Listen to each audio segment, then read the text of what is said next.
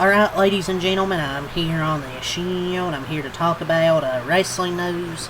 So, we're gonna get right into it here. So, we're starting with some shit for War Games. Some matches that were made official. Stephanie Vaquer versus Nikki Bella for the Women's World Championship is set for Survivor Series.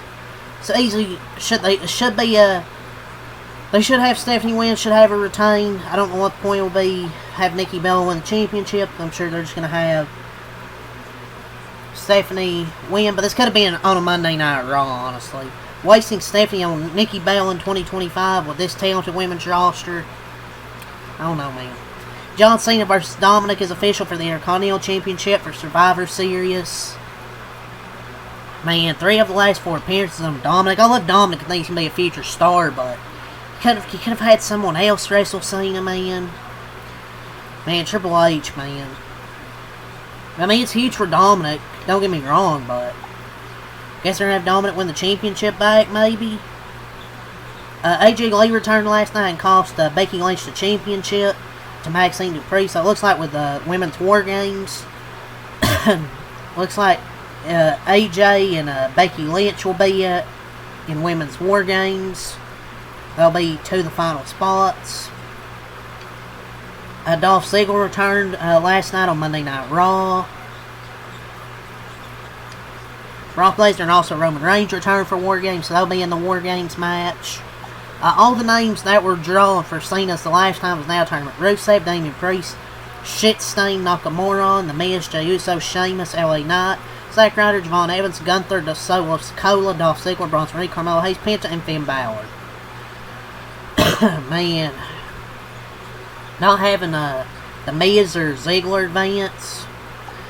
They might as well just have Gunther win it, man. John Cena's 2 appearances left, or Survivor Series, and Saturday night's main event for his last match. But now let's get on with this via Brian Alvarez and Wrestling Observer. John Cena's reportedly believed to be the likely headliner for the 2026 Hall of Fame class. Yeah, it's deserved. Obviously, I wonder who will induct him. Not really surprised they're well deserved. So Ariel Helwani, we have a bunch of stuff to talk about. He had Tony Khan on today on the Ariel Helwani show. So he was asked about they'd be counter-programming AEW. I do think it's done on purpose, and I understand it, and it's part of wrestling. I think we've seen a lot of it, but other wrestling promotions that have been the challenger brand in our lifetime have seen a lot of it. I think it's okay, but if it frustrates them, because it always worked out, and we're in a great position. Are you now? So it hasn't ever been a thing where it's cost us anything. Well, because people don't really watch AEW anyways. And he says AEW is where the best wrestle. Do they put on good storylines? WWE doesn't really do much story either. And put on the best shows. Well, at least he gave somewhat of a good answer. I wonder who got to give him that media training. They have a talented roster, but that's the GOAT PR. They don't know who PR'd this man. He says right now is one of the AEW's strongest runs when it comes to the audience of Dynamite compared to Raw and SmackDown. He has the AEW audience as a percentage of the competition about as good as it's ever been. No.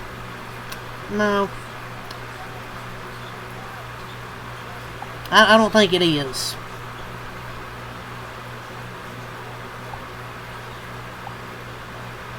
So Tony Khan says that he wanted and tried to reconcile with CM Punk, but says the video that showed his altercation with Jack Perry at All In 2023 showed why he couldn't. He adds that they had a great time together. We had a great time together, aside from the whole calling me a goofy Nepo baby who plays with children and threatened my life before he walked out. He basically chose Jack Perry over CM Punk. And this is pretty much why he aired the video after Punk left. He actually aired to get a ratings bump, and that's the last time they sniffed like 800K. So he also says he can't speak when Chris Jericho will be returning to AEW, but loves having him around and hopes he will be back. No. I don't think he's coming back, buddy. He just buried your show against TNA. He's done. Tony Khan confirms WWE never asked to use Adam Edge Copeland for John Cena's retirement tour. I mean, I don't know why they would have. The answer would have been probably no, anyways. Tony Khan once again emphasizes how much he cares about keeping ticket prices for AEW shows at an affordable rate in a world where WWE shows are more expensive than ever. He wants to make sure families and friends can all go to the shows. I will say, at least their ticket prices are very fair and affordable. Something WWE can't say when their ticket prices are hella expensive. Just saying.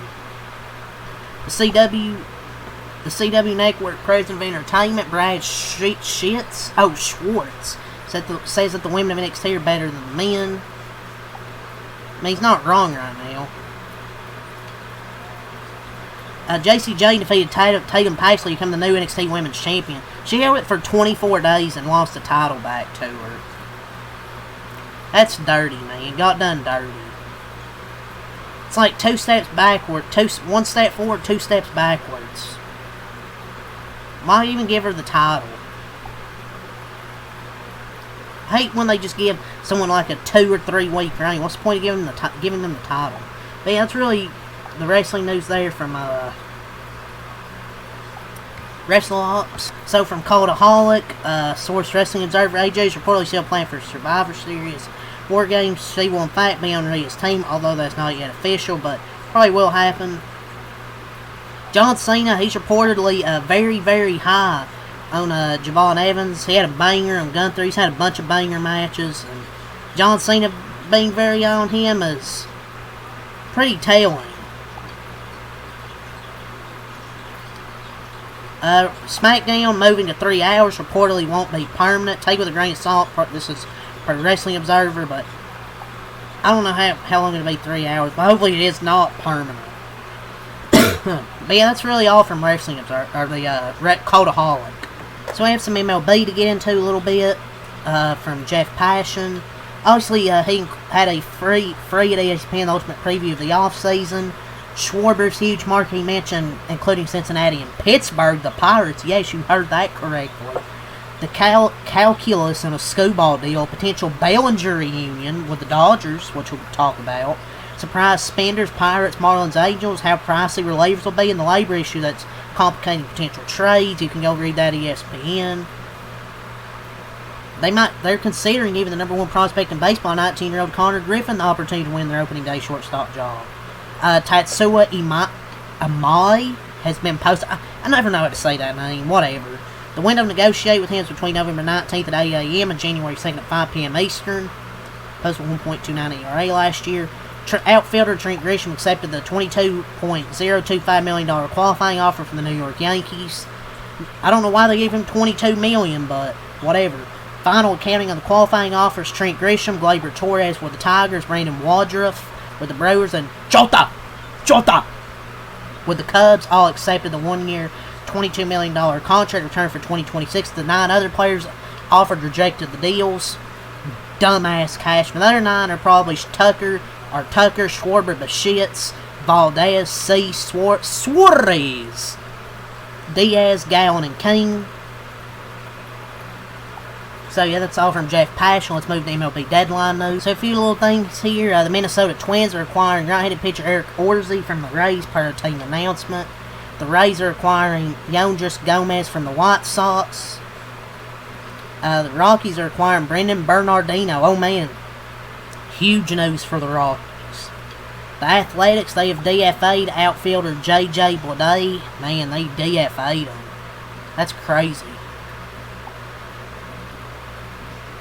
The Rays have DFA'd outfielder Christopher Morel and outfielder Jake Fraley. So they DFA'd both of them. Man, Jake Fraley didn't even play a game for this team. So the 4 players that accepted the qualifying offers today obviously were Woodruff, Grisham, Imanaga, and Torres. The Red Sox reliever Chris Murphy is being traded to the White Sox for a catcher. The Mets have DFA'd Frankie Montas, and waivers have been requested for the purpose of granting his unconditional release. The Red Sox have DFA'd first baseman Nathaniel Lowe. White Sox catcher Kyle Teel is generating trade interest per Ken Rosenthal, Will Salmon. They're not inclined to moving either catcher Ted Till or Edgar Quero unless they get a spectacular return. Rival executives anticipate the Nationals will trade starting pitcher Mackenzie Gore this offseason. Started off really good, but then went to shit.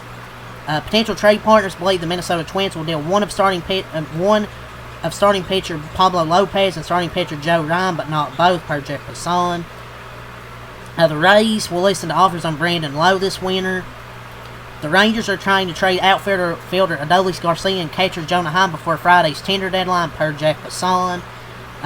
Both players are non-tender candidates if Texas can't find a trade partner. The Dodgers have expressed interest in free agent first baseman / outfielder Cody Bellinger. Wouldn't mind seeing Cody Bellinger come back. Rival executives consider the Blue Jays to be the favorites to land free agent outfielder Kyle Tucker, per Jeff Passan.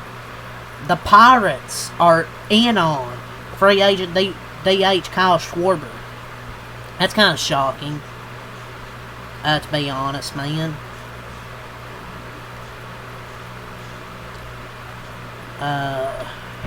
So LeBron James will make his Los Angeles Lakers season debut against the Utah Jazz tonight at home. So he'll now take the court for his 23rd season. San Antonio Spurs guard Stephon Castle has a left hip flexor strain. He'll be reevaluated in 1 to 2 weeks.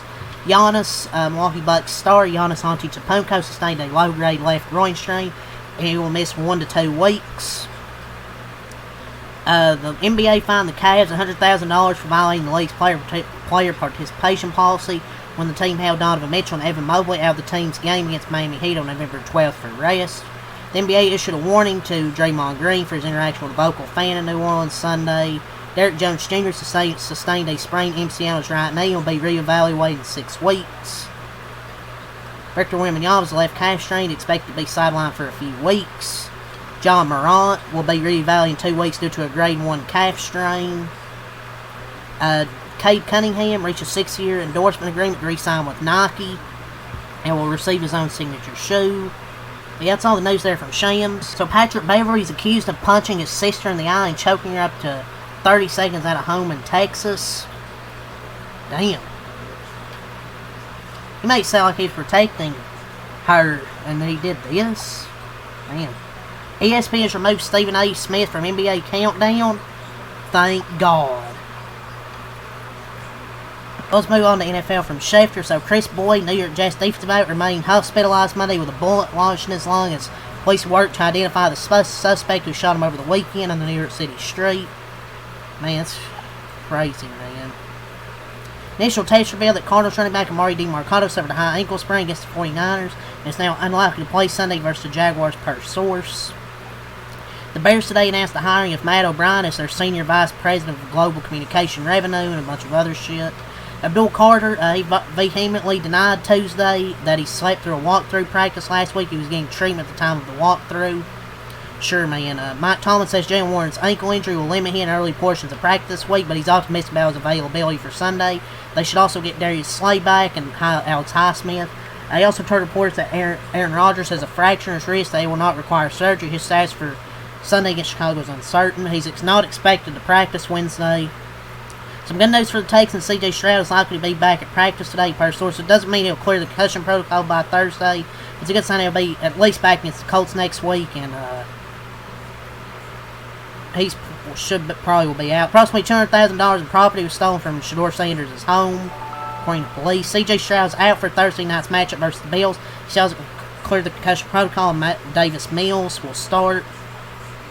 So he's out, and he's expected to play Week 13 versus the Colts, though. Commanders announced they signed Jake Moody off Chicago's practice squad. The Lions activated Malcolm Rodriguez from the reserve PUP, and the Bears signed Jalen Reese-Maybin to their practice squad. Jamar Chase's appeal of his one-game suspension was denied. He will now look forfeit over $507,000, and they upheld the suspension. So, yeah. Hey, that's all the news. There's nothing else, really, nothing from JP Football or Schefter that I haven't gone over, so... That's all to say, man. Leave a like, subscribe for more. Take time out. Peace. And leave a like, subscribe for more.